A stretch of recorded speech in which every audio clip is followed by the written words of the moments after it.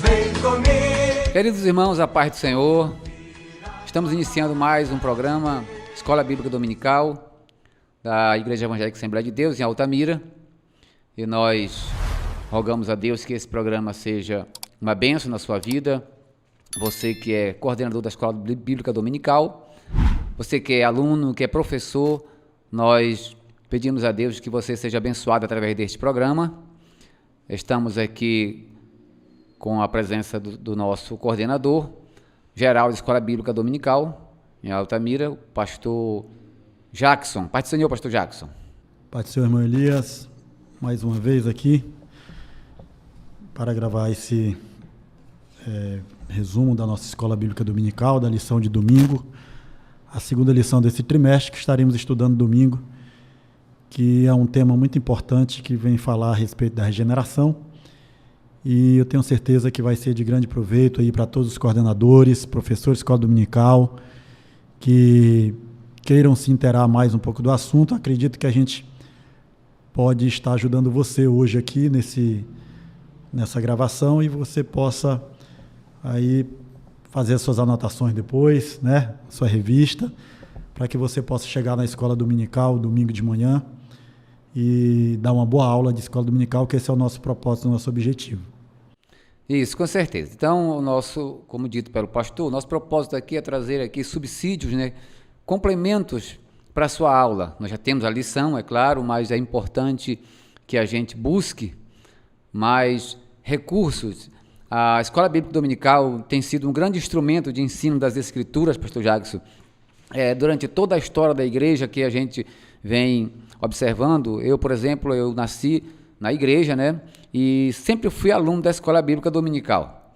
Então eu agradeço muito a Deus pela Escola Dominical. A igreja tem promovido esse ensino das Escrituras através da Escola Dominical, e eu acredito que a maioria dos crentes que nós temos hoje, que se destacam, né, que ensinam a Bíblia, que têm esse interesse por ensinar as Escrituras, eles aprendem na Escola Dominical. É claro que a gente faz alguns cursos teológicos, mas a gente observa que os cursos eles têm, digamos, uma extensão e finda, né?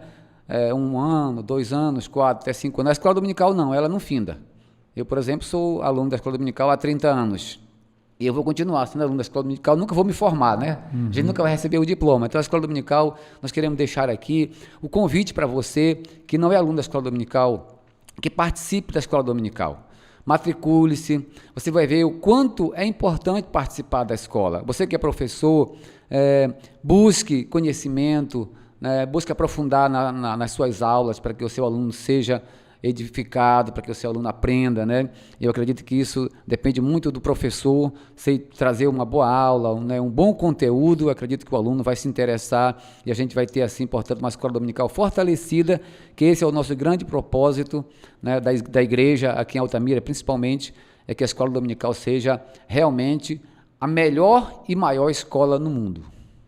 E sem falar que a escola dominical, o interessante dela, como você falou, você estuda aí, você é aluno 30 anos da escola dominical. Então, o interessante dela é que ela estuda os assuntos de forma sistemática, né? Então, você pega um determinado tema daquele trimestre que vai estudar e você vai estudar ele de forma sistemática, orientada, de forma sequencial. Então, essa forma também, ela é uma forma melhor de você aprender. Sim. Né? Você vai aprender de forma correta. Então, é muito interessante participar da escola. Talvez você não tenha condições de fazer um curso de teologia e você tem vontade de estudar a Bíblia, aprender. O lugar certo é a Escola Bíblica Dominical.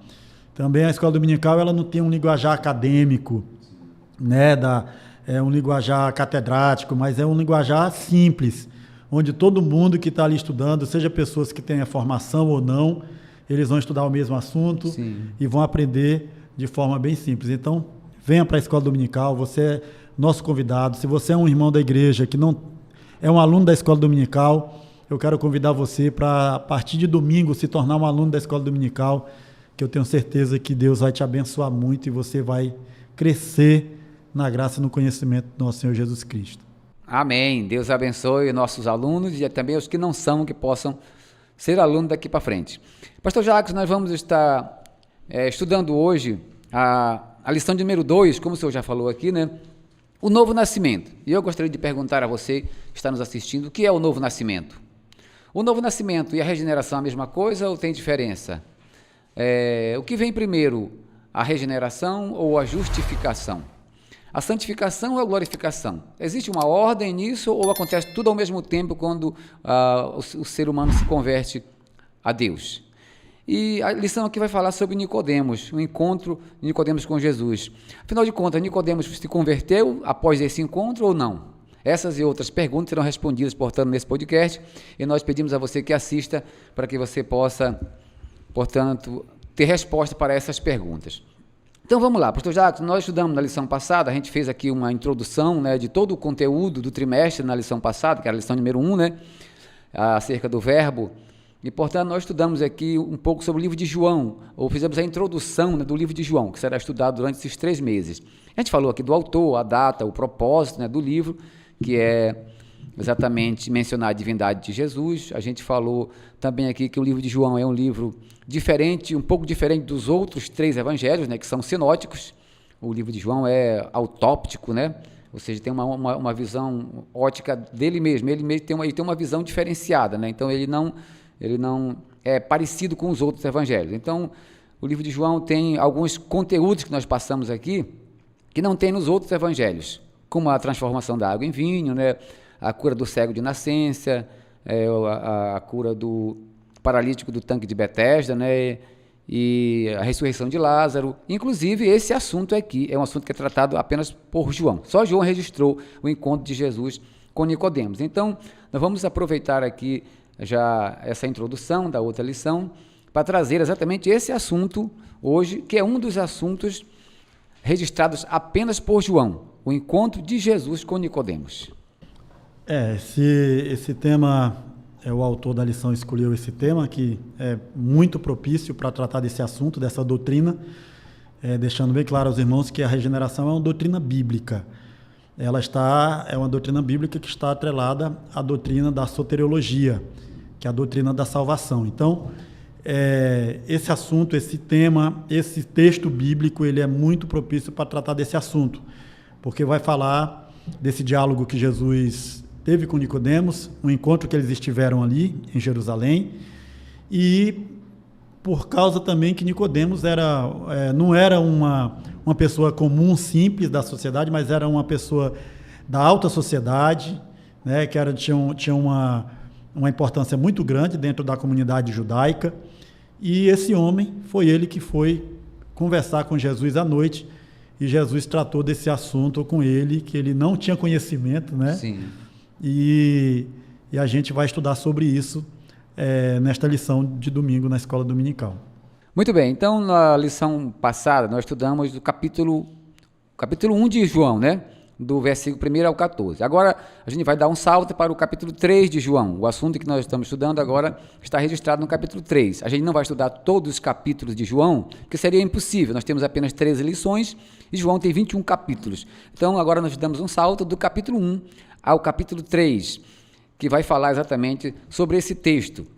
O texto áureo diz assim: Jesus respondeu e disse-lhe: na verdade te digo que aquele que não nascer da água, o que não nascer de novo, não pode ver o reino de Deus. João 3:3. A nossa verdade prática diz assim: o novo nascimento é o modo bíblico de transformação radical da natureza do pecador. Então, esse encontro de Jesus com Nicodemos aconteceu aqui no capítulo 3 de João, e a gente vai fazer uma análise aqui, começando pelo primeiro ponto da nossa lição, que diz Jesus e Nicodemos, né, que é o tópico da nossa lição, e o subtópico de número 1 diz assim: quem era Nicodemos? Então nós vamos ver aqui, pastor Jacques, desse primeiro subtópico, quem era Nicodemos, né? E a lição aqui vai tratar de que Jesus ele operou vários milagres e a sua fama ela percorria, né? Ela percorreu por toda a região. E aí acabou que chegou aos ouvidos de Nicodemos. Nicodemos ele acabou ficando curioso, né? Para se encontrar com Jesus, né? Como eu havia falado anteriormente, Nicodemos era uma pessoa muito importante. Ele fazia parte do grupo dos fariseus, né? E é interessante dizer aqui o que eram os fariseus. Sim. Os fariseus, eles eram um grupo religioso, político em Israel, dentre outros, como os saduceus, essênios, sim, zelotes, isso, herodianos, escribas, né? Então, era um desses grupos que fazia parte ali, que compunham o sinédrio, tá? E Nicodemos, ele era desse grupo dos fariseus. Os fariseus, eles eram muito zelosos pela lei. Uma diferença dos fariseus para os saduceus é que eles tinham um zelo muito grande pela lei de Moisés, de forma literal mesmo, né, na interpretação da lei. E Nicodemos fazia parte desse grupo, zeloso pela lei de Moisés, e ele, por conhecer Jesus, o que se falava a respeito de Jesus, dele ter transformado a água em vinho, dos milagres que ele operava ali em Jerusalém, em Israel, em todas as regiões. Então, Nicodemos, ele teve esse sentimento, essa vontade de conhecer Jesus pessoalmente, né? E ele vai ter com Jesus de noite, tá? Então, Nicodemos era esse homem importante, fazia parte desse grupo importante, e também do Sinédrio, que era a corte de 71 anciãos que compunham o Sinédrio, e ali também é onde se julgava, né, determinadas situações relacionadas também à questão da lei, e Nicodemos fazia parte desse grupo, tá? E o nome Nicodemos, inclusive, eu trouxe até aqui, significa vitorioso sobre o povo, é o nome Nicodemos. Esse homem, ele sentiu a necessidade de ter um conhecimento maior a respeito da promessa que os profetas fizeram do Messias, e por algum momento eu entendo e imagino que Nicodemos deva ter pensado assim, será o Messias esse homem, né? Eu preciso ir falar com ele de perto para ver realmente quem é esse homem, o que ele tem para me dizer, o que ele tem para falar a respeito também das Escrituras. E aí foi quando aconteceu esse encontro de Nicodemos com Jesus. Isso, muito bom. Então, diz aqui que Nicodemos era um homem de grande prestígio, tanto no meio do povo quanto com seus colegas, né? Então, veja só, pastor Jacques, a gente vê, por exemplo, essa palavra fariseu, ela é até usada assim em um contexto, digamos assim, pejorativo em alguns momentos, né? É um fariseu. Mas assim, os fariseus, nem todos eles eram pessoas ruins, né? Existiam os fariseus sérios, comprometidos com a lei, como o senhor já falou aqui, inclusive era a religião que mais levava a sério a lei de Moisés, eram os fariseus, né? Eles eram extremamente zelosos pela lei. Então existia entre os fariseus pessoas honradas, pessoas honestas, e Nicodemos aqui era um desses, né? Inclusive Paulo também era também um fariseu, né? Ele mesmo diz fariseu, filho de fariseu, Gamaliel, um homem muito honrado. Então, existia sim também pessoas honradas, respeitadas, e dentro do fariseísmo, dentro dessa religião. E esses que compunham o Sinédrio, dentre eles, Nicodemos era um desses, muito respeitado, conseguiu conquistar os seus colegas, o povo que tinha o respeito de todo o povo e dos seus colegas, né? Essa questão de fariseu, esse nome ele se tornou pejorativo depois, né? Principalmente sim, depois daqueles embates que esse grupo teve com Jesus em alguns momentos.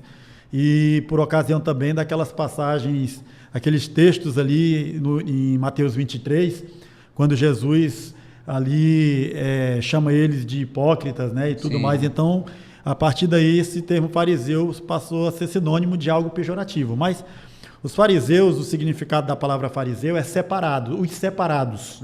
Era o que significa a palavra fariseu, que ela vem do grego farisaio e vem também do hebraico perushim, e aí significa os separados. Separado, não que eles se separassem da sociedade nesse sentido, mas separados por viver uma vida diferente, nesse sentido de serem os tradutores da lei, né, os intérpretes da lei, e também ensinar o povo a respeito da lei. Então esse era o papel dos fariseus. E aí, dentro desse grupo havia aqueles que se corromperam, né? Sim. E que combateram muito Jesus no seu ministério, e Jesus começou a denunciar eles, né? Sim. De uma certa forma, e aí esse termo se tornou pejorativo. Mas, como você falou, havia também dentro desse grupo pessoas honradas, honestas, e Nicodemos, dentre os textos que a gente vê sobre Nicodemos, tanto nesse texto de João 3, como no texto de João 7, 51 ali em diante. Sim. E do texto também de João 19, quando ele leva ali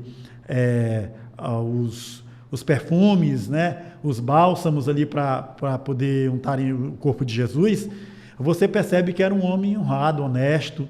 Então, não significa que é porque ele era um fariseu que ele era semelhante a Anás e Caifás, por exemplo. Né? É verdade. Então, interessante isso. Então, vamos aqui, diz o texto aqui, o subtópico 2, fala o seguinte, Nicodemos ele chega para Jesus e ele faz uma declaração interessante, né? Diz aqui o versículo 2 do capítulo 3, este foi ter com Jesus de noite, né, e falou, Rabi, bem sabemos que és mestre vindo de Deus e ninguém pode fazer estes sinais que tu fazes se Deus não for com ele. Então, observa que Nicodemos ele reconhecia de fato, né, que Jesus tinha vindo da parte de Deus, né, que ele era divino. Então, o nosso irmão até colocou aqui, o comentarista, que essa declaração dele é uma declaração verdadeira. Não há falsidade aqui, né, o irmão colocou que não existia hostilidade nas palavras de Nicodemos. Então, Nicodemos realmente ele havia reconhecido, né, ele ouviu falar de Jesus, como o senhor já falou, ele já esperava o Messias, né? Então Nicodemos ele realmente estava entendendo que Jesus era o enviado, era o prometido, né, que havia chegado. Ele chama Jesus de Rabi, ele já chega chamando ele de mestre. Isso. Tem uma coisa interessante também, né, no versículo 3, quando ele diz, eu acho que é no versículo 3, você poderia até ler aí, pode ler para a gente o versículo 3? Jesus respondeu e disse, na verdade te digo. Não, perdão, é a parte que Nicodemos fala com ele, quando ele chega. Acho que é o 2, né? É o 2 mesmo. Veja aí, lê para a gente. Este foi ter com Jesus, à noite com Jesus e disse-lhe, Rabi, bem sabemos que és mestre vindo de Deus, porque ninguém pode fazer estes sinais que tu fazes se Deus não for com ele. Exatamente. Assim, existem algumas questões nesse versículo aí, que é interessante. Primeiro é esse fato que nós já falamos aqui. Ele reconhece que Jesus é um mestre, né? Sim. É um homem que não é um homem qualquer, no sentido de não ter conhecimento, de não ser, né? Então ele já reconhece que Jesus é um mestre. Sim. A segunda coisa, se discute também a questão de Nicodemos. Por que ele foi ter de noite com Jesus? Há várias discussões, né? Discussões que ele foi de noite porque ele não queria, por ser um homem muito honrado em Israel e por Jesus não ser bem visto dentro dessa casta dos fariseus, ele não queria causar nenhum tipo de problema, talvez por ser visto com Jesus. E a noite seria uma ocasião mais propícia. Sim. Outros dizem que por Jesus ter muita ocupação no seu dia, no seu ministério, a noite também se tornou mais propícia. Outra questão também interessante desse encontro é quando ele diz, sabemos. Sim. Né? Então você percebe que ele vem ali representando um grupo. Sim. A gente subentende pelo texto que ele vem ali representando algumas pessoas.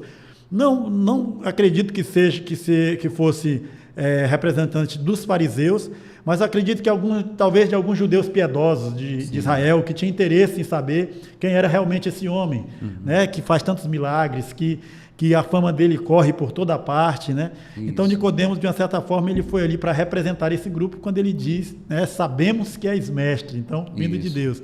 Então você percebe que ele está representando um grupo, algumas pessoas, de repente, que possam ter ali pedido para que ele fosse até ali se encontrar com Jesus para ter esse diálogo aí. Sim, com certeza. Aí eu quero abrir um parênteses aqui, pastor, diz quando o texto aqui diz que ele foi ter de noite com Jesus, a gente não sabe bem a razão, mas certo é que ele queria se ocultar de uma certa forma, como o senhor já disse, talvez para não ser visto e de repente chegar essa notícia lá com os outros colegas de trabalho dele, fariseus, né, e depois ainda causar algum problema. Então, veja só, eu quero abrir um parênteses aqui, porque, às vezes, entre nós, tem alguns crentes também que não gostam muito de se identificar, né? Tem crentes que tem vergonha de confessar a sua fé publicamente, né? Então, a gente quer fazer essa menção aqui, que a nossa fé é uma fé pública. Nós podemos confessar a nossa fé, podemos defendê-la, por onde quer que a gente ande, nós temos o nosso direito constitucional, inclusive, né? Para a gente defender a nossa fé, seja onde for. Não vamos ter vergonha de defender a nossa fé, em hipótese alguma, por razão nenhuma. Nós somos amparados por lei, e em qualquer lugar nós temos direito de defender a nossa fé. Sim, com certeza. E assim, né, a Bíblia já disse que o crente é uma luz, né? Sim, sim. Uma luz não tem como se esconder. Com certeza. O próprio Jesus disse que não se põe uma cidade, aliás, não se põe a luz debaixo como é que o termo que Jesus usa, que não se põe a luz escondida, né? Sim. Debaixo de uma vasilha, alguma coisa assim, eu não lembro agora Sim. bem o texto, mas Jesus diz isso. Não, qual é o sentido de Jesus dizer isso? É que a gente não pode esconder a luz, né? Se você Sim. é uma luz, você não pode se esconder, Isso. né?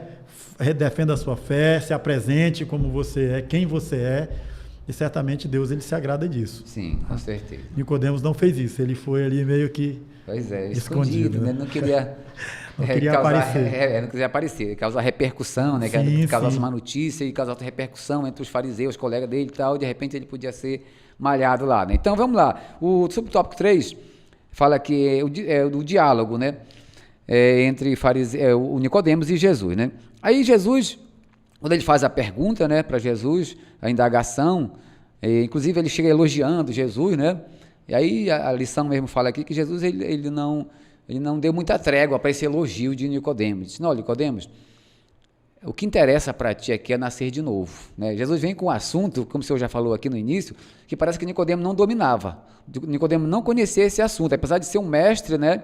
Um grande mestre, aliás. Jesus mesmo fala isso. Se Jesus falou é porque ele era um grande mestre, mas que Jesus vem tratar de um assunto que ele não conhecia. Ele ficou até surpreso quando Jesus falou desse assunto, né? Então, Jesus fala para ele, Nicodemos, o que interessa para ti é que tem que nascer de novo, que aquele que não nascer de novo não pode ver o reino de Deus.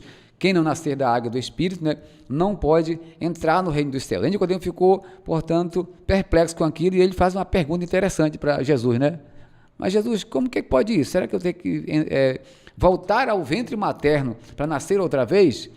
Então Nicodemos já com certeza ouvia falar muito da questão da reencarnação, né? Então ele desacreditava talvez que isso fosse possível. Então ele achou que Jesus estava falando disso, né? Que teria que reencarnar, quem sabe nascer, né? Já de uma reencarnação em outra pessoa, quem sabe. Ele ficou meio perdido do assunto. Voltar, né, para a barriga da homem velho, voltar para a barriga da mãe. Então ele ficou meio perdido no assunto aqui de perdido. nascer de novo, né? E assim, isso é interessante que a partir do versículo 3, Jesus passa a ter esse diálogo do novo nascimento, né? Falar do novo nascimento. E esse novo nascimento, a palavra grega que está lá é anotem, que significa do alto, é nascer do alto. Sim. Ou seja, não é nem um nascimento no sentido de natural mesmo aqui da terra, Sim. mesmo que não seja do ventre, mas seja talvez um outro tipo de conceito nesse sentido, mas é do alto. Jesus deixa bem claro que esse nascer de novo é nascer do alto, nascer do céu, nascer de Deus, ser gerado novamente. O sentido da palavra é esse, ser gerado novamente. Então, esse diálogo é interessante. Aí Jesus fala para ele que aquele que não nascer da água e do Espírito, né, não pode ver o reino de Deus. E aí ele fica intrigado com isso, pergunta como pode isso, ele não estava entendendo. Aí Jesus dá sequência a esse diálogo para que ele possa, mais na frente, compreender o que Jesus estava querendo dizer. Com certeza. Então, veja só, Jesus fala para ele desse novo nascimento, e a gente vai já passar aqui para o tópico 2, o ponto 2 da lição, e é uma questão interessante, essa questão do novo nascimento, o pastor Jacques, o nascer de novo, né? É algo interessante que Jesus falou para ele aqui, nascer da água e do Espírito. Então, nós entendemos aqui, fica subentendido, que esta água é a palavra de Deus, né? Então, a palavra de Deus é que produz no crente essa ação. Veja só, a conversão, o novo nascimento, ela é produzida no crente através da palavra e do Espírito Santo. Por isso que a Bíblia diz, nascer da água e do Espírito, Jesus falou, né? Então, veja só, quando se prega o Evangelho às pessoas, e a Bíblia diz que a palavra de Deus, ela é viva, né? Ela é viva e eficaz, e mais penetrante do que qualquer espada de 2 gumes, e penetra até a divisão da alma, do espírito, das juntas e medulas. Então, a palavra de Deus, quando ela é pregada, esta palavra, ela entra aos ouvidos, né, do ouvinte, e por isso que tem que ser pregado o verdadeiro evangelho, a verdadeira palavra de Deus, porque só ela consegue produzir esse efeito, né, nas pessoas. Não adianta ficar inventando outra coisa, não adianta inventar, adivinhar CPF, porque não vai transformar a vida de ninguém, né? Então, quando se prega o evangelho, essas pessoas, elas ouvem esta palavra ela começa a penetrar no seu interior. Quando isso acontece, a Bíblia diz que o Espírito Santo, ele começa a convencer a pessoa, ele faz contato com o espírito do ser humano, né? E ele começa a convencer do pecado, da justiça e do juízo. Então, a palavra de Deus fazendo o efeito, penetrando nele, o Espírito Santo tentando aqui lhe convencer através do seu espírito. Então, a partir daí, a Bíblia diz assim, que esta palavra ela desce até o coração do homem, né? Aí quando ela chega lá, a Bíblia diz assim, portanto, se hoje ouvires a voz do Espírito Santo, não endureçai o vosso coração. Então, essa palavra chega lá, Jesus diz assim, eis que eu estou à porta e bato. Então, essa pessoa vai abrir o coração, esta palavra ela vai entrar no coração dele, aí sim, essa palavra vai gerar nele aquilo que nós entendemos, o arrependimento, a fé e o arrependimento, né? Então, a Bíblia diz que o crer vem pelo ouvir e ouvir pela palavra de Deus. Então, a mensagem pregada é que vai gerar esta fé nas pessoas, o Espírito Santo convence ele, e ele, portanto, a partir desse momento é que vai acontecer aqui, o que nós vamos estudar agora no ponto 2, essa regeneração, né? Esse novo nascimento. Vamos aqui agora já para o ponto 2. Só dando uma pinceladinha nisso que você falou. Sim. Essa questão do homem receber essa graça de Deus, porque Sim. O homem ele é um pecador, né? Ele tem uma natureza caída, ele está morto no sentido espiritual. Claro que essa palavra morto é uma palavra metafórica. Sim. E quando a graça de Deus o alcança, ele aceita Cristo como seu Salvador, como Paulo diz aos Romanos, no capítulo 10, a partir do versículo 8, ele diz: a saber, a palavra está junto de ti, está na tua boca e no teu coração, a palavra da fé que pregamos. Se com a tua boca confessares a Jesus como Senhor, em teu coração creres que Deus o ressuscitou dos mortos, tu serás salvo. Né? Então, esse crer, que é o receber a graça de Deus, crer no Evangelho, crer em Jesus como Salvador, vai ressuscitar esse morto espiritualmente. Sim. Então, o que faz isso? Como você falou, a palavra. Esse texto é interessante de João, quando Jesus fala que nascer da água e do Espírito. É importante deixar claro aqui que o nascer da água aqui não está se referindo ao batismo nas águas. Sim. Porque há pessoas que acham que é isso, e não é. Não é o batismo nas águas. A palavra água na Bíblia, você vai pegar ela em muitos sentidos. Os sacerdotes usavam água para se purificar, para lavar os objetos, para lavar o sacrifício. Né? O João fala lá do rio da água da vida. Então, a água na Bíblia ela tem uma série de significados, e dentre esses significados, a palavra água ela está muito relacionada com a palavra de Deus. Porque Paulo também escreve aos Efésios, lá no capítulo 5, deixa eu só ver se eu recordo o texto aqui, Efésios 5, 26, diz assim, rapidinho aqui, Efésios 5, 26. Sim. Olha só como isso que você falou sobre a água é interessante. Diz assim, ele está falando da igreja, né, que Cristo ele se entregou por ela. E aí ele diz, para santificá-la, purificando-a mediante a lavagem da água pela palavra. Sim. Né? Então, aqui nesse texto, o nascer da água está se referindo à palavra. É a palavra que alcança o pecador, quando ela é pregada, quando ela é falada, ela alcança o pecador, ele recebe a graça de Deus e ele é transformado. E aí, nesse ser transformado, ele recebe o Espírito Santo, que agora vai habitar nele, vai fazer morada nele, ele vai se tornar um templo do Espírito. E aí, isso é a regeneração. Sim. Ele está nascendo de novo. Né? Então, ele estava morto nos seus delitos e pecados, e agora ele está nascendo de novo. Tem um texto também aqui de Colossenses, bem interessante, que Paulo ele diz o seguinte, Colossenses capítulo 3, versículo 1 ao 3, diz assim: portanto já fostes ressuscitados com Cristo, buscai as coisas que são de cima, onde Cristo vive assentado à direita de Deus. Pense nas coisas que são do alto e não nas que pertencem à terra, porque já morrestes. Sim. E a vossa vida está oculta juntamente com Cristo em Deus. Então perceba que no primeiro versículo aqui Paulo fala que já fomos ressuscitados com Cristo, né, nesse sentido de nascer de novo. E no versículo depois ele diz que já morreste. Como é que ele fala no versículo anterior que você ressuscitou? Ele diz que não, mas é nesse sentido. Morrer é no sentido de você morrer para aquelas práticas que o homem vivia no mundo. Sim. Ele estava lá morto espiritualmente nos seus delitos e pecados, e aí ele é ressuscitado. Ou seja, quando ele nasce de novo, que ele passa por esse processo do novo nascimento, da regeneração, ele está nascendo de novo, ele está sendo ressuscitado dessa morte espiritual. Sim, sim. É nesse sentido, né? Então, ao mesmo tempo que ele está sendo ressuscitado dessa morte espiritual, ele está morrendo para ela também. Sim, sim. Né?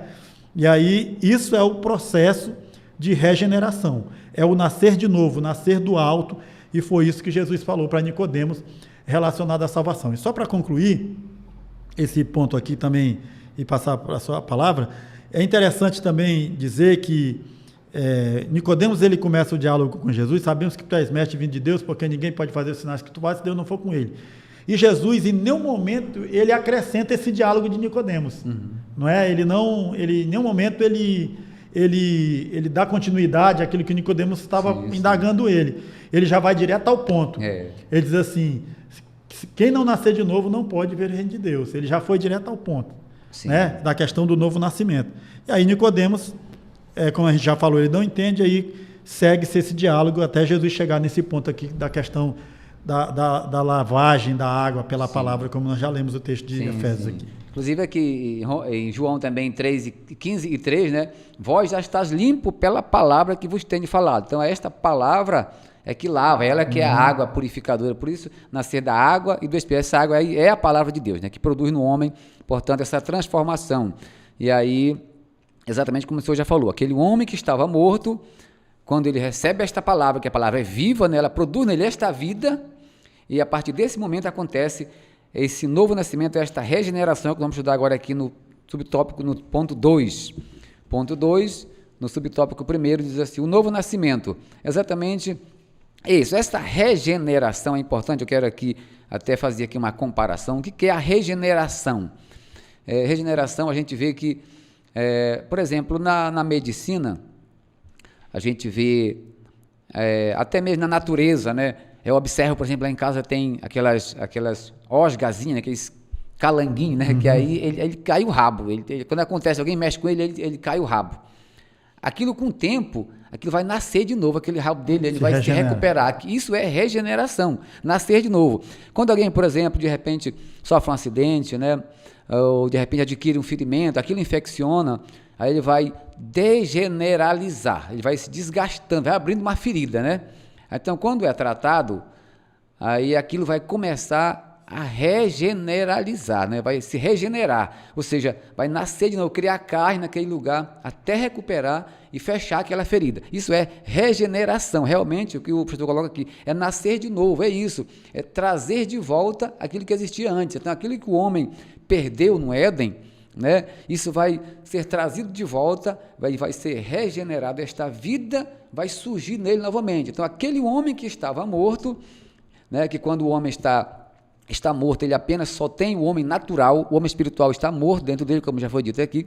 Quando ele se converte a Cristo, aceita Jesus, passa por esse processo, e é um processo que nós vamos já ver aqui.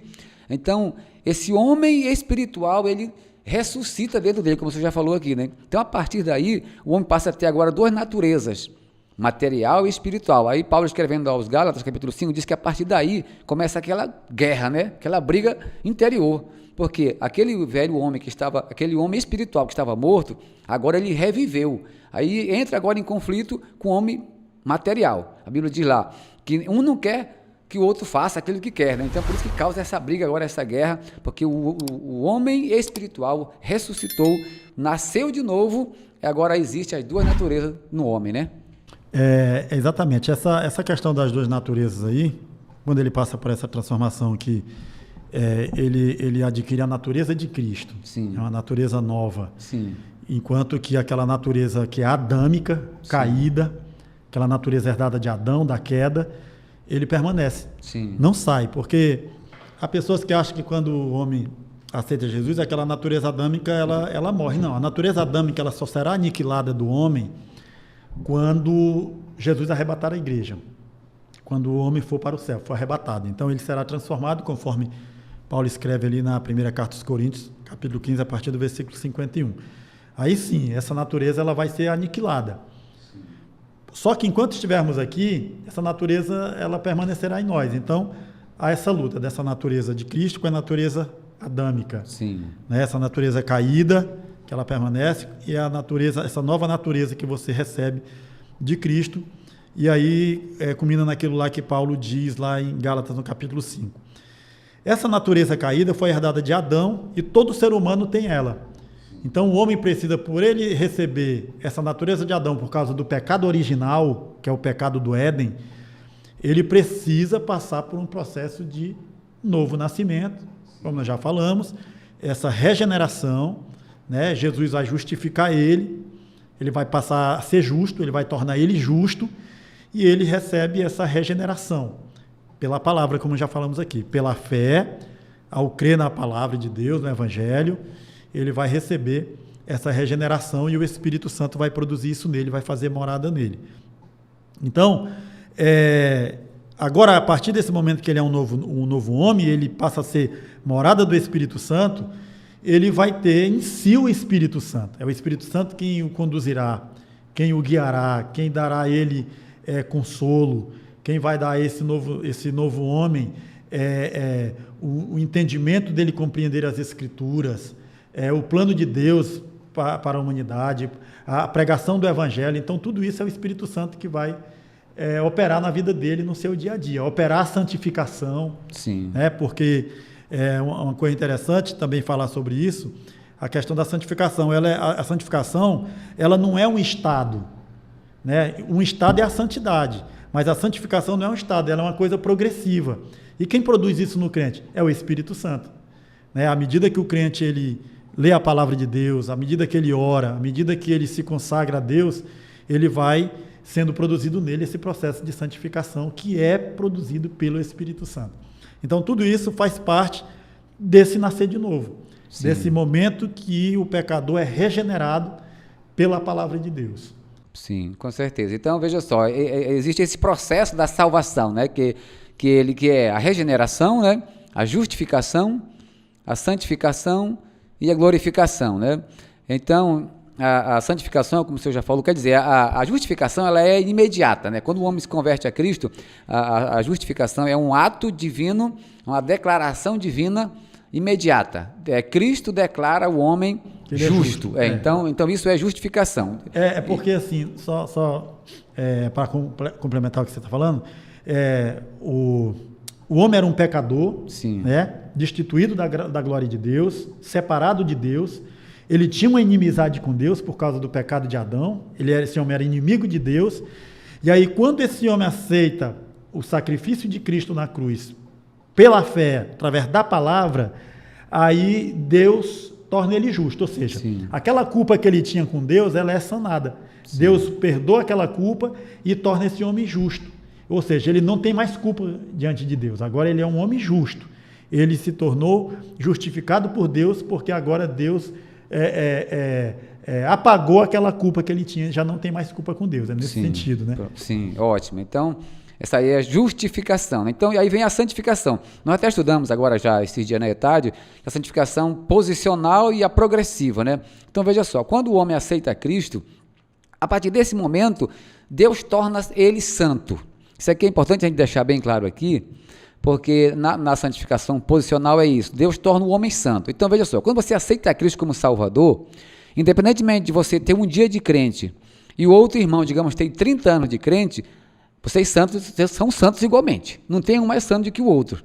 Porque Deus nos deu esta santificação. Você foi perdoado, justificado, então aí, a partir do momento você é santo. Então, ou você tem um dia de crente ou 30 anos de crente, você é santo igualmente. Agora, a santificação progressiva é que você vai preservar esta santificação através das suas obras, dos seus atos, das suas ações. Você vai zelar por ela, por aquilo que você adquiriu, que Deus lhe deu. Então, aí sim, você vai aos poucos conservando isso, você vai se moldando, né, pela palavra de Deus, e esta santificação é a progressiva, aquilo que você vai moldando os seus hábitos, a sua cultura, né, através da palavra de Deus. Aí sim, essa é a santificação progressiva. E né? assim, a questão da justificação é interessante, porque quando o homem aceita Cristo, ele é livre da culpa do pecado. Sim. Aí ele vai viver em santificação, sim, e esse processo dele viver em santificação vai livrar ele, num certo sentido, do poder do pecado, sim, sim, no mundo. Né? Então, primeiro ele aceita Cristo, ele é livre da culpa do pecado. O processo de santificação vai tornar ele livre do poder do pecado. E quando Jesus arrebatar a igreja, levar esse homem para o céu, ele vai ser livre da presença do pecado. Sim, então, primeiro ele é livre do poder do pecado, depois da culpa do pecado e, por fim, ele vai ser livre da presença do pecado. Pronto. Porque no céu não tem pecado mais, né? Exatamente. É o triunfo completo sobre o pecado. Porque a salvação, ela abrange esses três aspectos, Sim. né? Livre da culpa, livre do poder do pecado e, por fim, livre da presença do pecado. Certo. Deus quiser, quando nós chegarmos no céu, né? Então, a regeneração, a obra exclusiva de Deus. O pastor Lenay Cabral coloca aqui, a regeneração é um ato que Deus realiza na vida do pecador, levando a uma mudança radical do seu coração e provocando uma transformação profunda da vida interior. Que é interessante. Então, a regeneração é isso, uma mudança radical que acontece na vida do crente. Eu já presenciei muito isso, pessoas que eram perversas, mal, que bebiam, que brigavam, né? Eu conheci, inclusive, um presbítero que já até faleceu, né? Era um homem que brigava toda semana, quase ele ia preso. Quase toda semana ele ia preso. Então, era um homem que brigava demais. E aí, isso antes dele ser presbítero. Ele era do mundo, né? Bebia e brigava. Aí um dia ele conheceu esta palavra, né? Aceitou a Cristo. O povo da cidade ficava admirado de ver o homem que ele se transformou. Nunca mais, inclusive o irmão dele conversou com meu pai e falou para meu pai que ele, quando ele brigava, ele só atendia esse irmão dele, que era o mais velho, né? Aí o irmão dele às vezes estava na mesa para almoçar ou para jantar, aí chegava a notícia. O irmão dele estava brigando, ele tinha que ir lá apartar, só atendia se fosse ele, né? E aí ele mesmo falou para o papai, ele disse, olha, nunca mais, depois que ele aceitou Jesus, eu nunca mais deixei o meu prato para ir atender ele brigando, eu nunca mais levantei da minha rede para atender ele numa briga, porque ele transformou, foi uma outra pessoa. E realmente é o que Paulo diz, né? É uma nova criatura, quando passa por essa transformação, que realmente é uma mudança profunda que acontece no interior da pessoa. É interessante essa questão aí. Paulo, inclusive, ele fala isso lá em Romanos 15, quando Paulo fala, acho que é Romanos 15, 7, se não me falha a memória, ou o contrário, 7 e 15 de Romanos, quando Paulo fala a respeito, o bem que quero esse faço, né? Não faço o bem que quero, mas o mal que não quero esse faço, por causa do pecado que habita em mim. Aí mais na frente ele fala assim, miserável homem que sou, quem me liberará do corpo dessa morte, né? Há alguns estudiosos aí, nessa área, que eles defendem a ideia que quando Paulo usa esse termo, ele estava baseado numa escritura de um povo que viveu 500 anos antes de Cristo, chamado etruscos, que eles praticavam um ritual com os criminosos, né? Sim. Esses criminosos, um criminoso, por exemplo, um assassino, quando ele assassinava alguém, quando ele ia lá e matava alguém, esse assassino ele era pego, eles pegavam esse assassino, e aí o que eles faziam? Ele levava esse assassino para um julgamento, e esse julgamento era o quê? Pegava o corpo que ele da pessoa que ele havia matado, sim, e esse corpo era amarrado ao seu corpo. Sim. Amarrado de uma forma... acho que era necroforia. Necroforia. Era a prática da necroforia. Então, esse corpo, ele era amarrado nesse assassino de forma que ele não pudesse se livrar dele de jeito nenhum. Ele morria lá. E ele ia conviver com aquele corpo até ele entrar em estado de decomposição, né? E aí dormia com aquele corpo nele, acordava com aquele corpo, ia comer com aquele corpo amarrado nele, o corpo do cadáver, né? Sim. Entrando em estado de putrefação. Então era uma prática chamada necroforia. E aí Paulo compara que o pecado ele é como um corpo, né? Um cadáver amarrado em você. Sim. Então por isso que ele diz assim, quem me livrará do corpo dessa morte, né? Nesse sentido de que o pecado ele representa isso. E aí quando o homem conhece a Cristo, ele é justificado por Cristo, e ele é livre da culpa do pecado, ele é livre do poder do pecado. Sim. E aí ele passa a ser uma nova criatura, ele se livra também nesse sentido, né, de estar preso nesse corpo morto que está atrelado a ele, né? Por isso Paulo fala, como você estava dando o exemplo aí desse homem, a forma como ele era antes e o que ele se tornou depois. Sim. quando ele realmente entregou a vida dele para Deus e Deus fez essa transformação na vida dele, né? Sim, as pessoas, eles não compreendem muito, né? As pessoas que não conhecem a palavra de Deus, eles não compreendem muito isso. Eles falam, mas isso não é possível, né? É aquele homem que causava tantas, digamos assim, badernas, confusões, hoje é um homem completamente mudado, diferente, né? E eles não conseguem compreender, mas é a palavra de Deus que faz isso. Sim. A palavra de Deus gera isso no homem, ela transforma ele, muda, né? Porque ela tem poder. Com certeza. Muito bem, então nós vamos aqui, o terceiro subtópico desse ponto fala aqui da necessidade da regeneração. Aí diz aqui que todos pecaram, né, e carecem desta regeneração. Todos precisam passar por este processo para que possa chegar aos céus. Jesus disse que quem não passar por esse processo não pode entrar no reino dos céus. Então é uma necessidade que todos precisam passar, porque o texto diz aqui que todos pecaram, né? Só para a gente fechar esse ponto aqui. E é interessante também isso aí, tem um texto aqui eu vou ler 2 textos aqui, um texto primeiro é o texto de Tiago aqui, que nós vimos aqui, inclusive no ponto anterior, mas a gente não fez menção, que é interessante falar dele aqui, ler esse texto, Tiago, capítulo 1, versículo 17, diz assim: toda boa dádiva e todo dom perfeito são lá do alto, descendo o Pai das luzes, em que não pode existir variação nem sombra de mudança. De acordo com o seu desejo, ele nos gerou pela palavra da verdade, para que fôssemos como primícia das suas criaturas. E tem um outro texto também, que eu quero fazer menção, encontra-se na primeira carta do apóstolo Pedro, no capítulo 1, versículo 23, ele diz assim, capítulo 1, versículo 23... Sendo assim regenerados, não por uma semente corruptível, mas por uma semente incorruptível, através da palavra de Deus, que vive e é permanente. Então, há essa necessidade de todo ser humano passar por esse processo de regeneração para que ele possa ir para o céu, para que ele possa ter vida eterna, para que ele possa ser salvo, entendeu? Então, ele é necessário. Ninguém pode ir para o céu, ver o reino de Deus, ir com Cristo se ele não passar pelo processo da regeneração. Sim, então, ele está morto, né? Então ele tem que ter vida para poder entrar no céu, né? Ter vida, exatamente. Muito bem, vamos já terminar no terceiro ponto aqui, concluir no terceiro ponto, que nós já falamos um pouco dele, os meios da obra regeneradora. Nós já falamos aqui, nascer da água do Espírito, né? A gente já falou aqui, eu acredito que ficou bem explicado já, os irmãos já entenderam, o Espírito é porque ele convence o homem, né? E a palavra é porque ela faz esse efeito, ela tem vida e ela produz no homem, portanto, esse efeito, né? E aí ela gera a vida dentro do homem. Há alguns irmãos de outras denominações que acaba trazendo um pouco de confusão sobre isso, essa questão da fé, que ele diz que como o homem está morto, logo ele não pode reagir. Então é uma mudança, é algo que Deus faz nele completo, que não depende de nada do homem, que o homem não precisa ter nenhuma reação.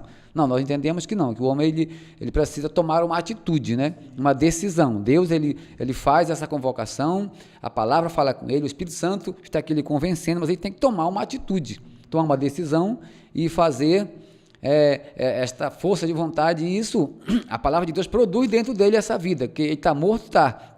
Mas como o senhor já falou aqui, isso é de uma maneira metafórica. Claro que ele está morto espiritualmente, porque ele está andando por aí pela rua, então ele não está morto, né? Então é uma forma metafórica. Metafórica, exatamente. Então, a palavra de Deus produz nele essa vida, e aí sim, a partir daí ele reage, né? Ele reage, tem que ter uma reação. Então não é que seja uma questão exclusiva, tudo depende de Deus, e como não tem participação nenhuma nisso, né? Não, nós entendemos que Deus, todo o plano de salvação, sim, é de Deus, tanto querer quanto efetuar, a Bíblia diz, né? Mas que esta reação tem que ser do homem, né? Essa atitude tem que ser do homem. Sim, e é isso que ocorre mesmo. O homem tem essa reação, ele reage à palavra de Deus, à ação do Espírito Santo na vida dele, e aí ele estava em trevas e ele agora é trazido à luz, né? Sim. Então é justamente o significado desse texto de Tiago que eu li, do capítulo 1, versículo 18, significa...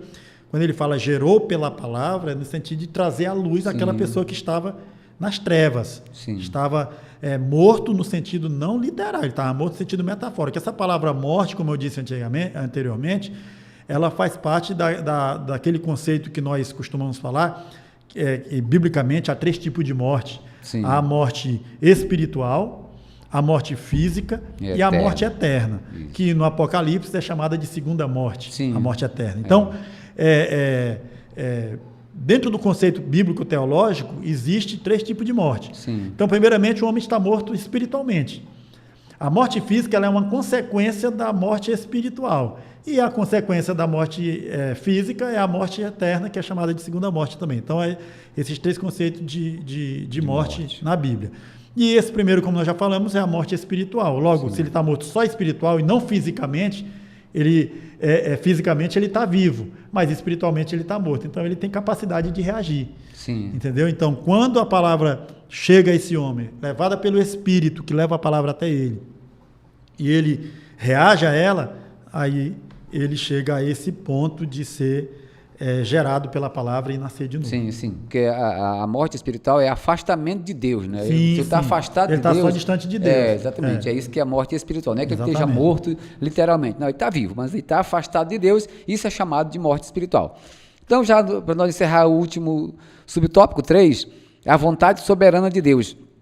O irmão vai colocar aqui.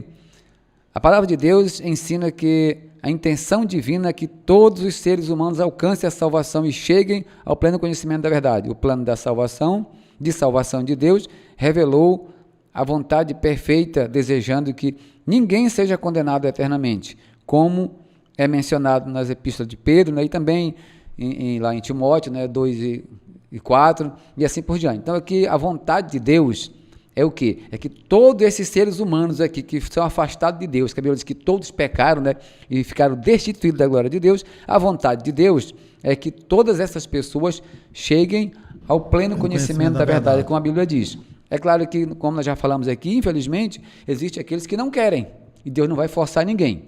Alguns aí ensinam que não, que Deus pega e salva a si mesmo sem querer. Não, nós entendemos que não, que Deus ele oferece essa oportunidade, mas que há a possibilidade de rejeição dessa oportunidade, né? Tem um texto também interessante aqui, além desse de Timóteo aí que você citou, que Deus deseja que todos cheguem ao pleno conhecimento da verdade. Isso. O apóstolo Pedro também, na segunda carta, no capítulo 3, versículo 9, ele diz: o Senhor não retarda a sua promessa, ainda que alguns a tenham por tardia, mas ele é longânimo para convosco, não querendo que nenhum se perca, mas que todos cheguem ao pleno conhecimento da verdade, cheguem ao arrependimento, né? Então, essa é a vontade de Deus. Sim. Deus deseja que os homens sejam salvos. Ele opera, ele usa os seus servos, a igreja está no mundo com esse papel de pregar o evangelho, de levar a palavra ao pecador, para que esse pecador seja alcançado pela graça de Deus, para que ele alcance a regeneração e que ele se torne um servo de Deus, para que ele tenha também, viva dentro dessa promessa de vida eterna. Então, esse é o plano de Deus para todos os homens, que não desejam que nenhum se perca, mas que todos cheguem ao pleno conhecimento da verdade. Amém, graças a Deus. Então, estamos chegando ao final do nosso podcast de hoje. Queremos aqui agradecer, em primeiro lugar, a Deus, agradecer ao nosso pastor presidente, pastor Joel Mendes Oliveira, agradecer ao nosso produtor, pastor Gesiel Mendes, e agradecer também ao pastor Jacques, nosso coordenador. Amém. E é isso aí, pastor Jacques. Deus continue abençoando e continue nos dando graça para que nós possamos continuar ensinando a palavra de Deus e, claro, também praticando, sendo beneficiado por esta palavra, que ela também seja para a nossa edificação. Amém. Graças a Deus por mais esse episódio nosso aqui, desse nosso podcast, da Escola Dominical. Espero que nós, como eu disse no episódio anterior, que a gente possa continuar melhorando a cada dia, trazendo aqui aos irmãos esse conhecimento a respeito da lição que será estudada sempre aos domingos, para que a gente possa contribuir de alguma forma com o ensino da palavra de Deus em nossa igreja. Que Deus possa abençoar nossa liderança e, se Deus nos permitir, quinta-feira próxima nós estaremos aqui novamente para gravar a próxima lição, se Deus quiser. Amém. Pai do Senhor, Deus abençoe a todos. Nosso bom Deus redentor, pois maior